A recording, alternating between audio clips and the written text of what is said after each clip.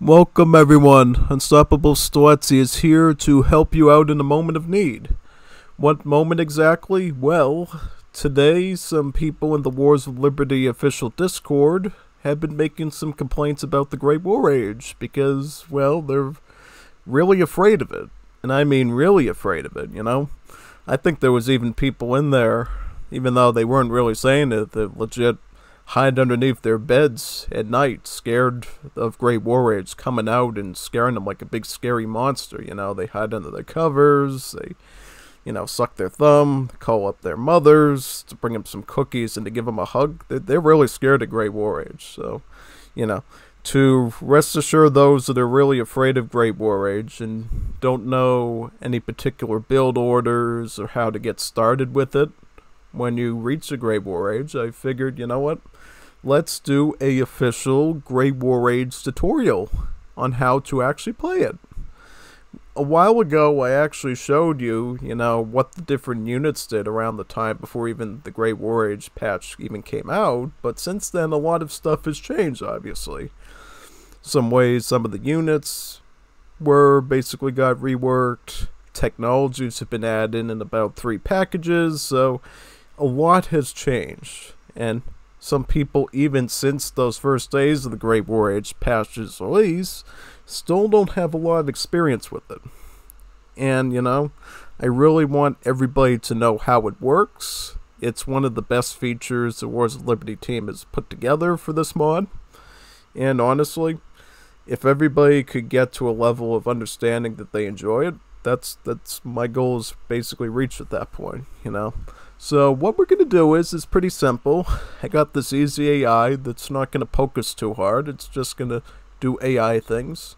We're going to put the cheat codes on like we do with the tech packages, just so I could show you a quick overrun of what you should do going into Great War Age and some general rules of thumb. Alright, so let's go do that right now. Got the game right here. I figured, you know what? Let's play Italy, You've seen me face Hitche, playing the Civ all the time with Great War Age, so it's a pretty good pick, honestly, and one you might run into a lot. So let's just see how it looks with Italy. Honestly, we wanted about medium speed. I could do fast speed, but, people's eyes might go woo, woo, woo, and people might get dizzy and fall over, so we want to keep it a normal pace, so everybody can follow along. And feel free to rewind if needed, You don't have to play it this way. There's probably a million ways you could do Great War Age, but this is a way I've found time and time again how you probably want to do it, alright? So we'll just do this game, show you the ins and outs, and hopefully this will give you a foundation. Alright? So we're going to load right into Imperial Age, right? Let's assume we have a bunch of resources if we've already acquired, so I'm going to say a whole lot of love for Great War Age. Assume this is me getting a bunch of eco and not me literally just cheating. We're gonna get speed always wins, because why not? Do we really need to wait for these trucks to come in super slowly and stuff? Probably not. We want a quick and easy tutorial. So we'll just get Great War Age. Now, before we do any truck work, here's something you should probably do right away. Get town centers. You should have at least 3 town centers. I say at least because most civs can only get 3. If you happen to be Portuguese, one of the African civs that can have 4 town centers or maybe even more, definitely go with getting all the possible town centers you can. And try to have them in an area where you can select them all together like this. You know why this is really important? Because with 3 town centers, this means you can queue up about 3 of the trucks at the same time here, right? Instead of just 1. If you're dealing with a really fierce opponent who's really coming after you, either with Imperial Age units or Great War Age units, you need to be able to click these up super fast like that. If you only have 1 TC, that's going to be near impossible to do, okay? So you definitely need to keep up with that. And as a matter of fact, also keep in mind, a lot of these Great War Age units train pretty slowly as well.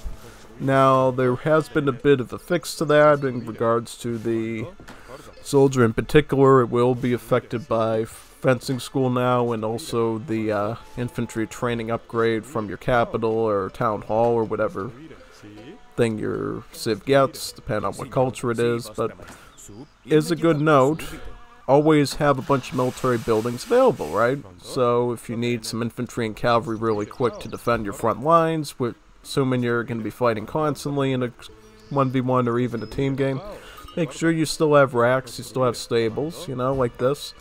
Have a bit of a buffer there, right? So if trouble comes, you can go and basically defend your base, right? Have some basigliaries there, have some pikes, whatever you want.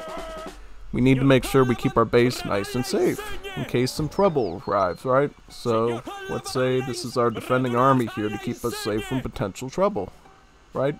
Alright, so I think I'm just going to put this here now. You can see the bot is actually still going to send an army at us or something, so this is just a good sign for you of why having, you know, a bit of a defending army here is so important, right? Because this is a real match, a real big boy match, where there's real fighting and real warfare, and, you know, players can die, including you, if you don't have a bit of a defense like this, right? So just make sure you have your common Imperial Age units at the ready and keep training them until you can eventually replace them out with World War I units, right? Perfect. So let's get to the actual World War I part. So what should you do when your first trucks arrive? First thing you're going to do is build supply depots. You could build one, you could build multiple ones.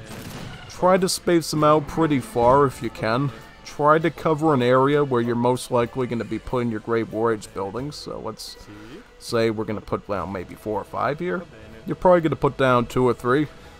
I'm just taking advantage of the fact that I have all these trucks available. So what do you do once those supply depots are available to start putting those node buildings next to them? So first thing you do, put down field barracks. Probably put down 2, maybe 3. And while you're doing that, try to fit in a oil rig, because oil is a pretty rare resource that you can only get from 5 of these oil rigs at a time. So the earliest you can get maybe 1, maybe even 2 of them. Like let's say we want another one. And you do have to space them out too, which is another consideration, right? So make sure you space that properly and put it in an area that's going to make sense, right? But the reason why we're building the field barracks first and doing the oil rig second is the first unit that's going to be the backbone of your armies is going to be the Great War Age soldier. And while you're making these soldiers, get anti-tank rifles right away. If you can afford vitamins, when you get enough oil for that, this is probably the first tech that you're going to want, because it gives your soldiers about I believe 30% HP, which is really bonkers. So gas mask and anti-tank guns start popping out lots of soldiers. If you still need to keep your regular buildings working, just make sure you keep making stuff out there. But overall, you start to see a bit of an advantage now as you start to make the soldiers, right? Because the soldiers overall have some pretty good damage, they shoot very fast, and with anti-tank guns, if you do run into some early things like tanks, armored cars, guess what? You're going to be able to shoot those things pretty easily, like you'd see right over here, right?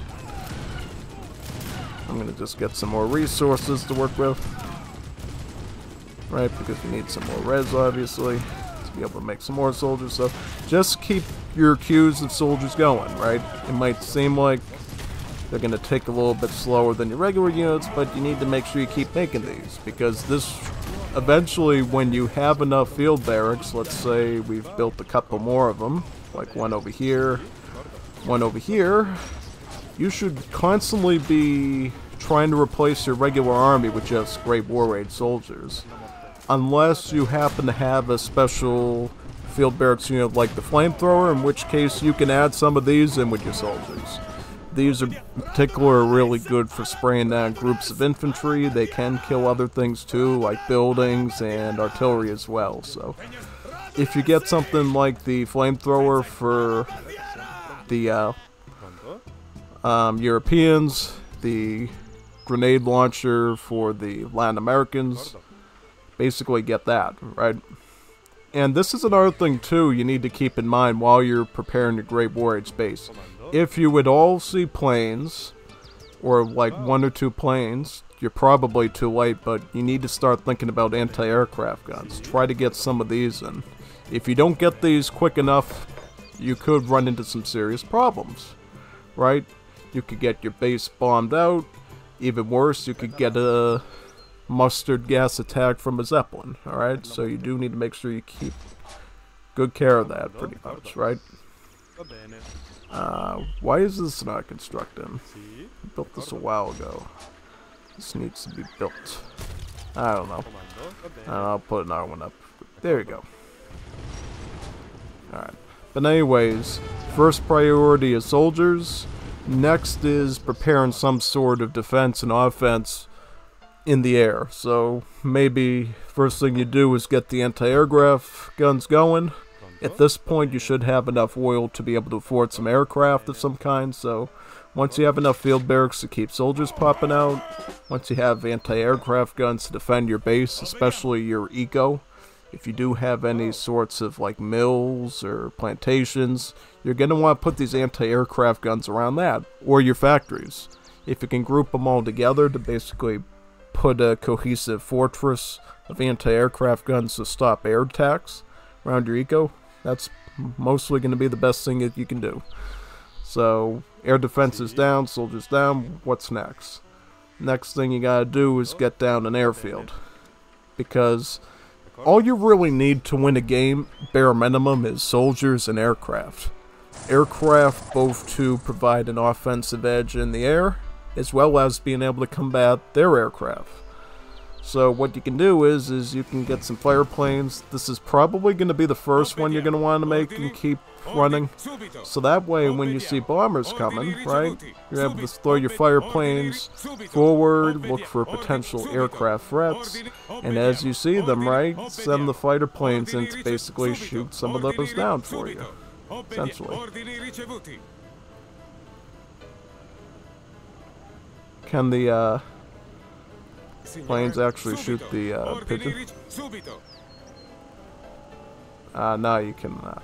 But what we can shoot is his fighter planes. So yeah, this is why you need to make some fire planes first before you get into the bombers. Because these fighter planes could really save your life from potential Zeppelin and bomber headaches, right? In addition to your anti-aircraft guns. Because believe it or not, you can only have about 6 of these anti-aircraft guns, which is normally only enough to protect your primary economy, right? So how do you protect, say, your barracks, your stables, and your field barracks from getting bombed by the enemy bombers, which they can get a total of 3 of once they research this technology, the air traffic control here. And as well as a Zeppelin, which can also drop bombs. That's 4 potential threats, and the only way you can really fight this off, if you don't have enough anti-aircraft guns, since they're protecting your base, fighter planes. Only way you can do it, really. So, as you can see right here, synchronization gear is probably a tech you're going to want to get pretty quickly, if they end up researching it. Also, eventually, once you get your fire planes and you keep them alive long enough, try to get some bomber planes, try to get your Zeppelin going. These are some great aircraft that can pressure the enemy.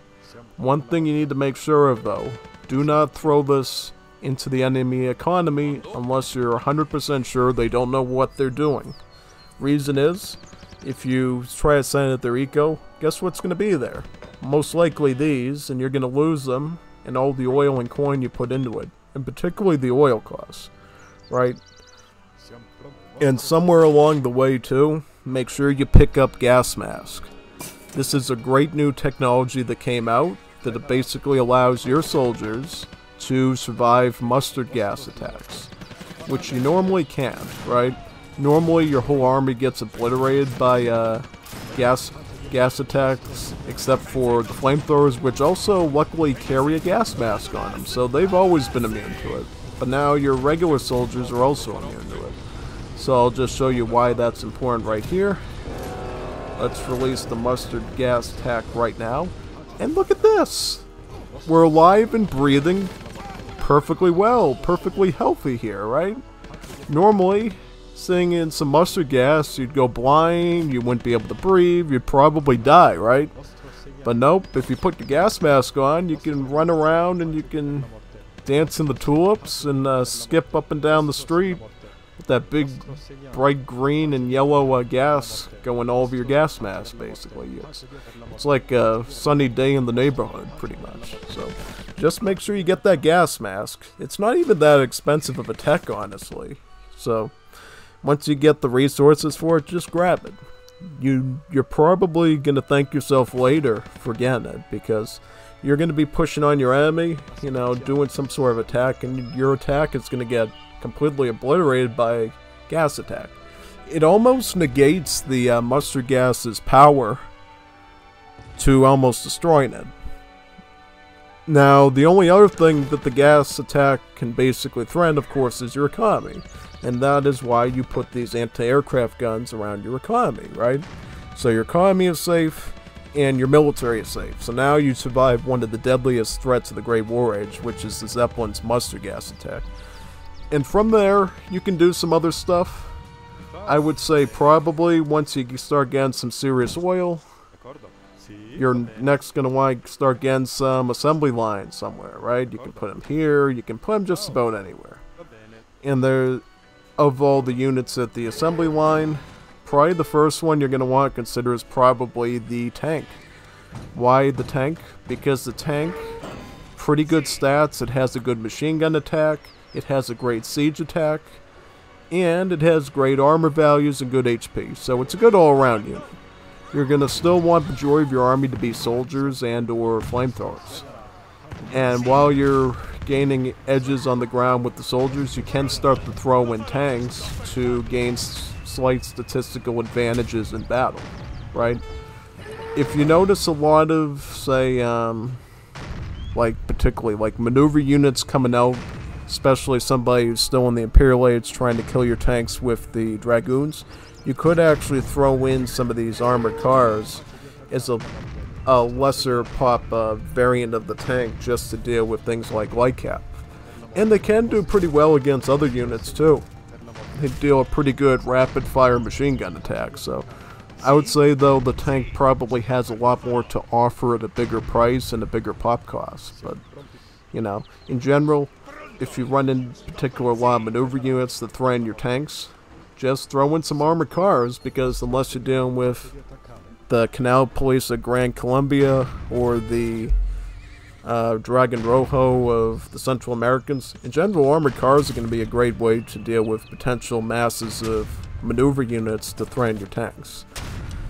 Some other good options, once you get a lot of soldiers, you could throw in 1 to 2 field guns. Field guns, they can blast pretty hard, you know. They deal some pretty good splash, they overall damage a lot of different things. You could really consider them to be, you know, a stronger version of the heavy cannon of the steel gun, really. So yeah, definitely consider that. One thing to keep on the side of your mind, though, when you're, like, prepping strategies and stuff, even though you might be tempted to want to get tanks and field guns and everything, definitely don't be afraid to make mortars and culverins still. Culverins, they can counter tanks very well, actually, because look at this, even without any upgrades, this is doing a solid 160 crush damage against a tank. And when you can have 5 of these working together, you could wipe out some serious tanks with this stuff. Not to mention, once you start getting upgrades, and guess what? Looking here at this building, guess what you can do? Counter battery fire actually benefits all your artillery units, including your older ones like the culverins. So this multiplier of 4 goes up to 5. Meaning even without upgrades, this cannon can do about 200 damage per shot against a tank. And since tanks only have about 1.8k starting HP, that essentially means with, like, say 10 or even less culverins, you could wipe out 1 tank with it. And the more culverins you get, you could get a pretty good cover fire to wipe out a lot of tanks with it. This is especially useful for you if you are behind. You're not in the Great War Age yet, but your opponent is. Make culverins. In general, doing culverin as well as your maneuver unit, like your Bersigliere, your Dragoon. Maneuver with culverin will counter a tank attack. If somebody's just throttling tank after tank at you, just make culverins and Dragoons. And then obviously you're probably going to have to pivot into some sort of skirmisher to deal with their soldiers, but that's another situation, right? You could try to attack soldiers with assault units like the Cuirassier, but that's really not recommended because guess what? Cuirassiers only have hand armor. They don't have pierce armor, and guess what the soldiers do really good? Soldiers have a stronger rate of fire than standard infantry do, so they're going to shoot those heavy cav to pieces through their hand armor before you can even, reach them. These soldiers will likely drop most of the heavy cav before they even get into melee with them. Yeah, so you really have to be careful with that, essentially. The only sort of exception to that rule is probably the Honor Guard with the nation states because it has both pierce and hack armor. In particular, the Bulgarian convoy can actually survive quite a bit against soldiers, but in other cases, the Skoltas, Cuirassier, Hussartruppe, Ormo, they're going to get dropped pretty quickly by soldiers, so I don't recommend you make this. If you're dealing with soldiers and you need to wipe them out, either make some of your Falconet-style artillery and mix it in with skirms. You could try Grenadier too, might work, It's not saying 100% what's going to work for you. Your biggest goal when somebody else is in the Great War Age is to simply get there yourself, basically. So, getting back to what you should do in the Great War Age. Soldiers first, then air defenses and oil, then get your aircraft, and then start getting your heavy units, your tanks, followed by either armored cars if you got a lot of Dragoon threats, or you can get some field guns too. I don't think you're going to make a lot of heavy use out of the machine guns, honestly, unless, of course, you're dealing with the nation-state civ that can make the World War I cavalry, or indeed if you're dealing with the potential threat like, I would say probably Argentina with their really strongest Skoltas, something like that. So in general, you're probably going to be better making field guns than the machine guns. Only time you might consider making machine guns is if you're getting really hardcore dominated by your opponent, 100%.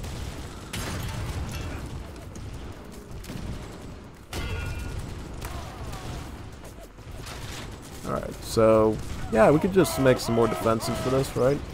Yeah, never be afraid to make a lot of flamethrowers either. See, they're pretty good at actually roasting tanks. You make them in pretty solid numbers, like this. They can wipe out armored cars, they can wipe out a good variety of things, so never be too afraid to make a bunch of these flamethrowers, honestly. You can get the job done pretty good.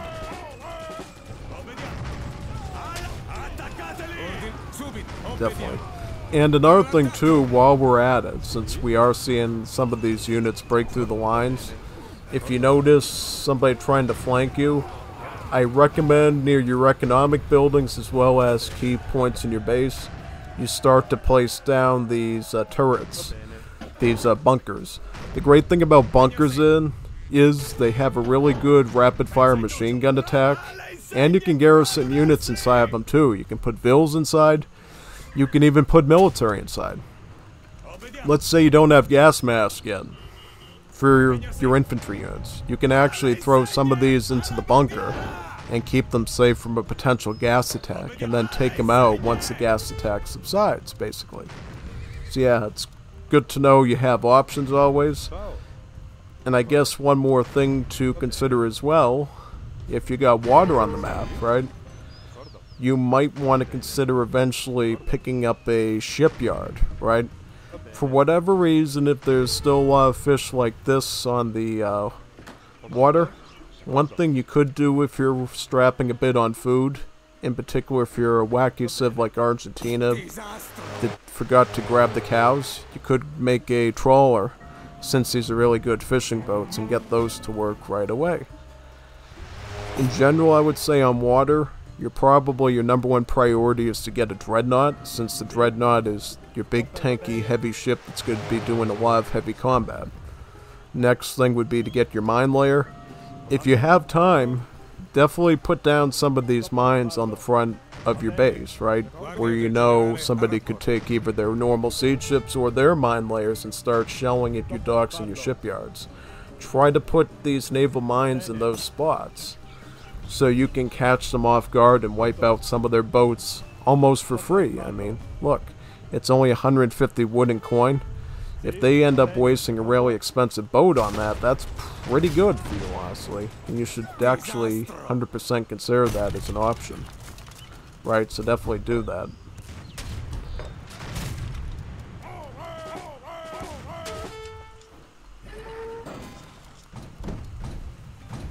So what I think we're going to do now is, let's say our army has been a success. We got our soldiers first, we kept the line going, we slowly add an aircraft as well as defenses to it. We kept up a pretty steady trickle of our oil rigs. We eventually added in tanks.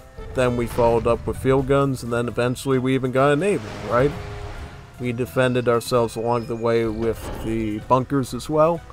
So, with that all being said, let's try to go for some sort of heavy attack here. Right, try to get as many tanks as we can. Try to get some HP on these things, right?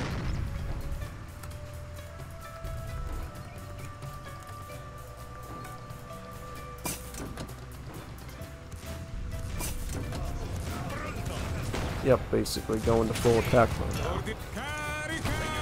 And we should do pretty well right now, right? Yeah.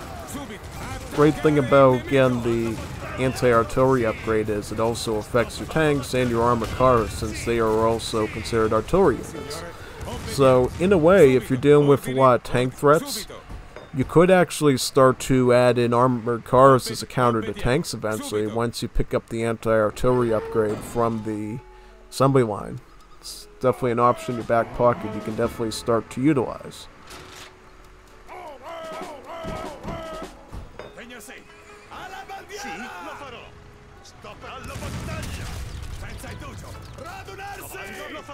Yep, and start pushing, and then eventually, a bit of success, you'll eventually crack this big walnut of an army, and eventually you'll break through with enough success.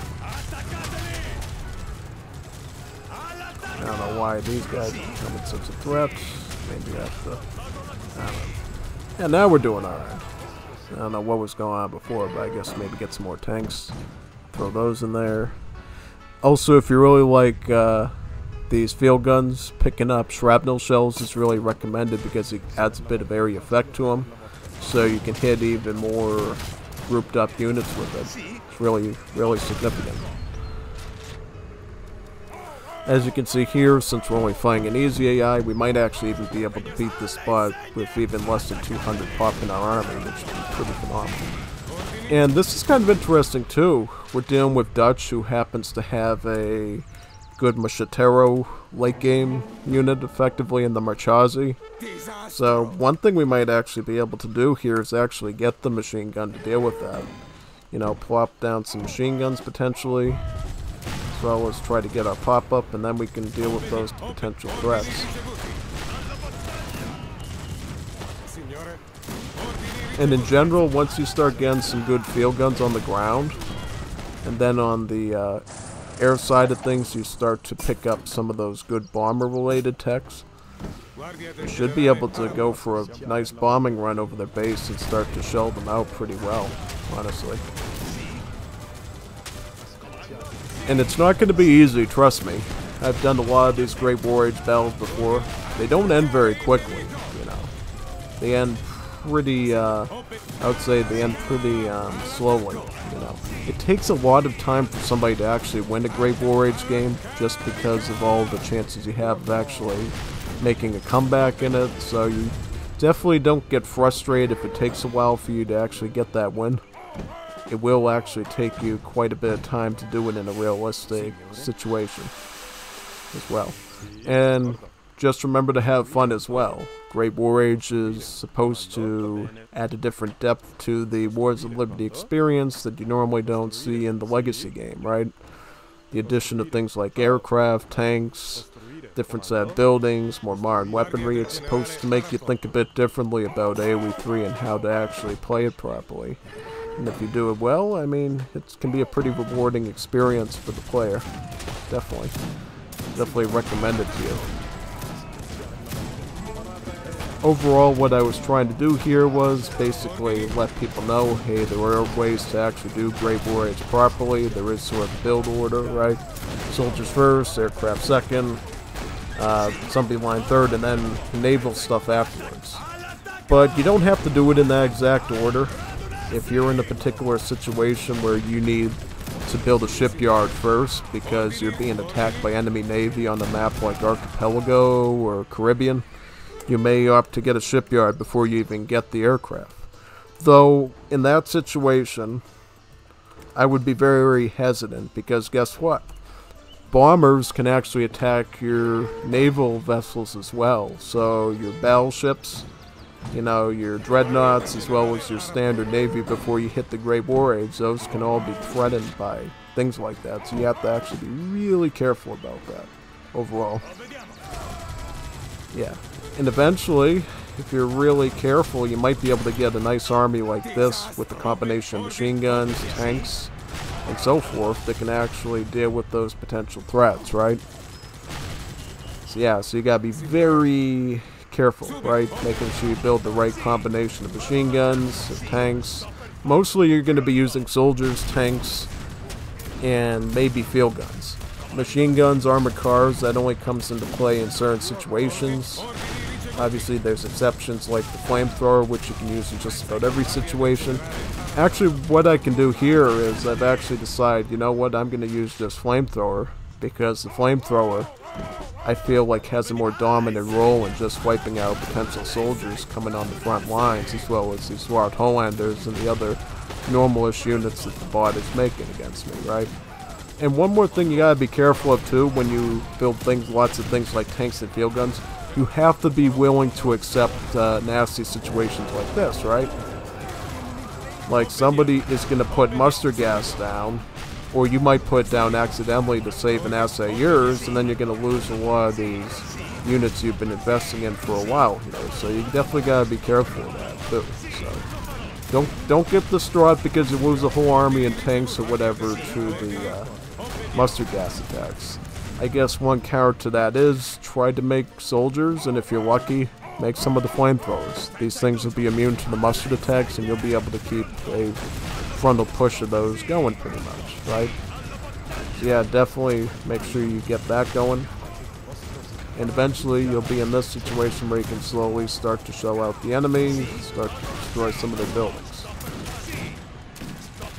And you can start to take your Zeppelin and start bombing their factories down, right?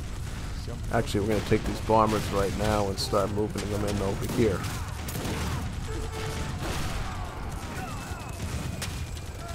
Trying to build a fort to get away. I don't think we're going to want to get away with that, right?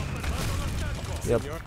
A strong enemy is going to probably try to put down some bunkers as well in front of their base if they know they're getting attacked at this degree. So just be ready for that. Be ready to deal with a large group of bunkers in a phalanx in front of their front line here, trying to protect. Some ways to deal with potential masses of bunkers is tanks. Tanks are great for that. Also, field guns are pretty good at taking down bunkers as well. So either get tanks going or the field guns if you see a lot of bunkers being put in front of their town center or their assets. You could also use aircraft if the area is safe. If you don't have anti-aircraft guns and you're sure you got enough of those, you know, fighter planes like this, you have enough fire planes in front of the area to do that, right? You could also get aerobatics at some point from the airfield just to make sure that your planes can eventually move in for the attack. And if you have to keep resupplying your front lines with more of these fire planes, either get an airfield closer to the front lines or pick up the technology I just mentioned to keep the push going, basically. And I guess one more thing to consider as well is when to use some of these other techs here. So, in general, chainsaw and pasteurization should be at the top of your priority from the supply depot. These are essentially extensions of your Imperial Age economic boom, right? They're not as powerful. Basically, pasteurization is only as good as refrigeration is. And chainsaw is basically like another wood card, basically, right? Like a strong wood card. So it's not a whole lot, but it will give you an advantage over your opponent. In particular, chainsaw is really good for you to be able to keep affording the supply of these trucks, right? Because trucks cost about 500 wood, right? So if you're going to be able to keep making these and keep pushing on a very large map, right? Let's say, hey, I need all these trucks and I need to start doing X, Y, and Z. Put this here, like all these areas, right? Start pushing. That costs a lot of wood, like thousands and thousands of logs of wood to do, basically. So in order to afford that, you're going to have to keep getting a solid supply of wood, right? And another option for wood, if you're out of trees and chainsaw is now useless, is try to keep your factories going, right? These wonderful things. If you're lucky enough to have them. Not everybody is lucky enough to have factories, right? In general, try to keep your factories on wood at all times when in the Great War Age, because wood's going to be one of your most essential resources other than the oil, right? Because in general, most of the time, villagers can produce a lot of the coin on their own and food from either plantation-style buildings or the mill-style buildings. So overall, that should pretty much suffice.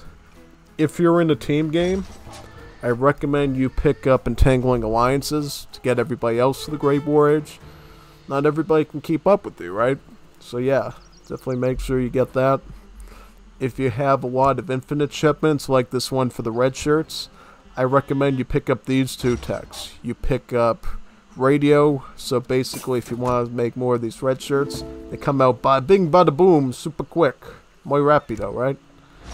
As well as this other technology, the victory gardens, which actually allows you to acquire even more experience, even if you're not doing anything, which is going to be pretty rare in Great War Age. You're going to be killing and building stuff all the time, but in case you need some more XP, again, victory gardens is really recommended.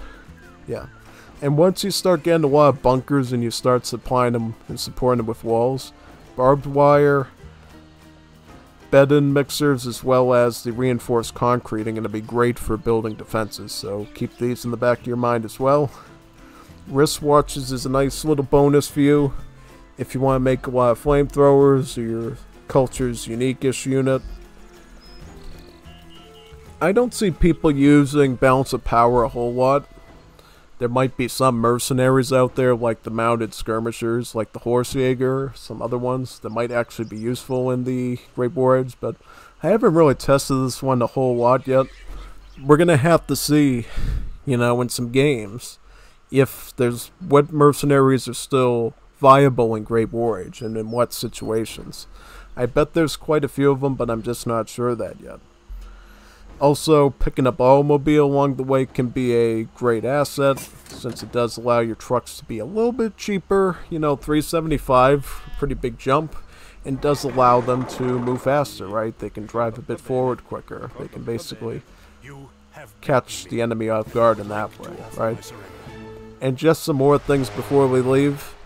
I would say at the shipyard, if you're doing a lot of naval warfare, I would say probably you're going to want to get this anti-torpedo bulge first, because it just makes your shipyard units really sturdy.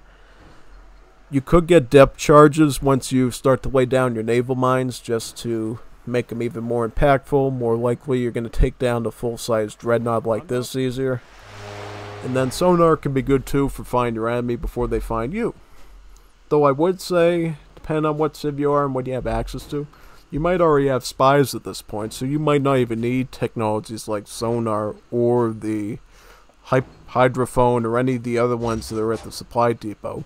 You might just be able to get away with just getting spies alone. So if you feel like you can afford spies at your capital, just get that instead. It's going to be a lot easier for you. A lot less tackling, you know, it's not going to cost you any oil. You can put that oil into the fire planes, put it into the Navy, put it into the tanks, right?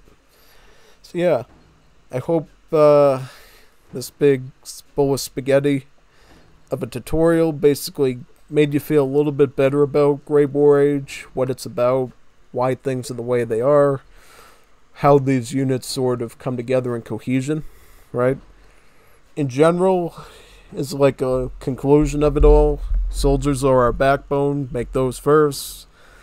Aircraft is like the next biggest thing that could burst our bubble if we don't get it, so try to get that next, as well as the anti-aircraft guns for it. After that, basically, all your like armored units, like your tanks in particular, are just supporting units of the soldiers. They're not supposed to ever replace them, right? If you make a bunch of tanks and you're dealing with an enemy who's spamming soldiers out of a bunch of field barracks, odds are soldiers are going to win in terms of economic statistics. You're probably going to burn through all your oil since you can only have 5 oil rigs, so it's not going to be good. So just build a bunch of soldiers, get the tanks after you get the aircraft support. And then when all that's done, you can start to think about other things, right? You can start to think about maybe shipyard if it's not an immediate priority. You could also start to either get machine guns if your opponent is still making a lot of shock units, right? If they're not doing that, probably the armored car could be a nice support unit, or the field gun. The field gun's probably the best one, right? So yeah. And try to get the techs in the order I show them to you. The ones at the assembly line probably don't matter as much in what order you get them. Probably what's going to matter most is which ones are more present in, right? You could get the HP ones if you feel like you're going to need survivability from enemy attacks early on, right? Or, you know, the opponent is defending themselves with things like the Culverin. You could get those HP boosts and really seal in that victory for an Imperial Age opponent if you're able to get those armor upgrades from the assembly line so that their Culverins have to work extra hard and they no longer function, right? So, yeah, consider that as well. Quite a lot, you know, quite a lot to take in. And you're not going to do it overnight either. You might get a couple of Great War Ages in over the course of your 1v1s, your team games. So, I think the best way for you to practice, honestly, get together in the Wars of Liberty multiplayer Discord with your Juanitos Amigos or your Juanitas Bonitas and organize a treaty game. Organize a treaty game where no players attack each other until they all reach Great War Age together. So that way, you're all in Great War Age, you can start the practice together, work on your skills. Work on your tank skills, your infantry skills, your aircraft skills, and your naval skills, right? Knowing where to place bunkers, how to prepare your economic center in your base from potential bombing attacks as well as mustard gas attacks. It's a lot to consider.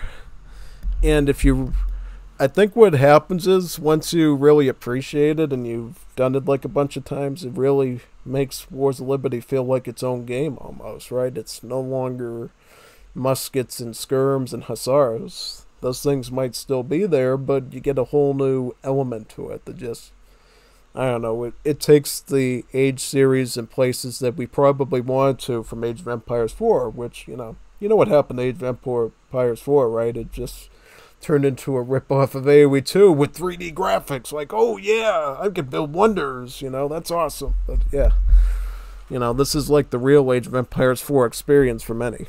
So yeah. Alright, I think I taught you everything I could teach you for now. If you have any questions, like you still don't really feel comfortable about Great War Age or what it means, just ring me up on YouTube or Discord or whatever and just I'll hear you out. I'll try to push you in the right direction with it and show you what to do, basically. I've done this thing enough times and I'm starting to get a hang of it myself.